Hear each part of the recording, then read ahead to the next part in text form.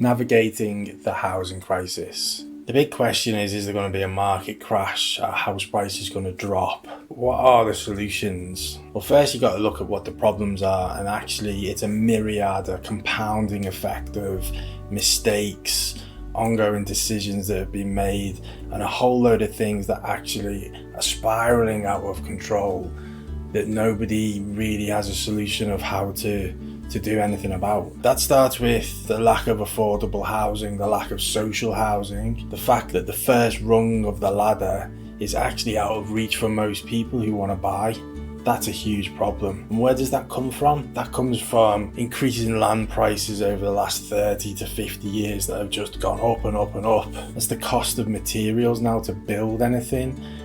Include that with the cost of land, and everything when it comes to it, it's just too expensive. It's too highly priced for the majority of people. And the reason why it's out of most people's reach is because salaries and wages haven't increased at the same rate as land prices. So you've got this constant compounding push and pull where it's just impossible to actually balance it. And no politicians come up with this as a solution. It's actually getting worse now because you've got increase in interest mortgage rates, you've got inflation out of control, and all of a sudden all of these things, when you actually put them together, there's a reason why no one's building enough houses. So what is the ultimate solution? Simple fact is that there isn't one. And rather than try and find the ultimate solution, everyone who's trying to do their bit, what we've decided to do is to fill in the gaps of what's not happening.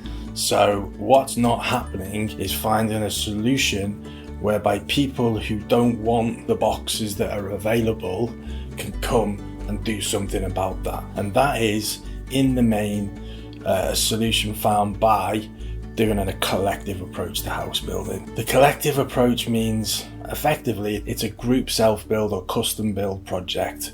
What does that mean? That means a group of people share the risks and the rewards to build something that they actually want, they want to call home. And the other main problem is that you've got this ongoing rent versus buy.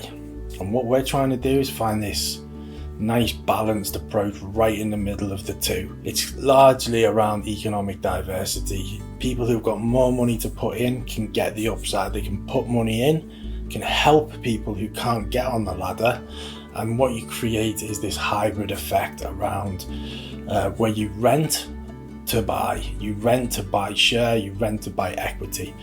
And by starting to change the narrative on what's right for you, it's finding solutions in the current legal structures that we've got. That's where our kind of community-led approach comes from. So it's co-housing or community land trusts or housing co-ops.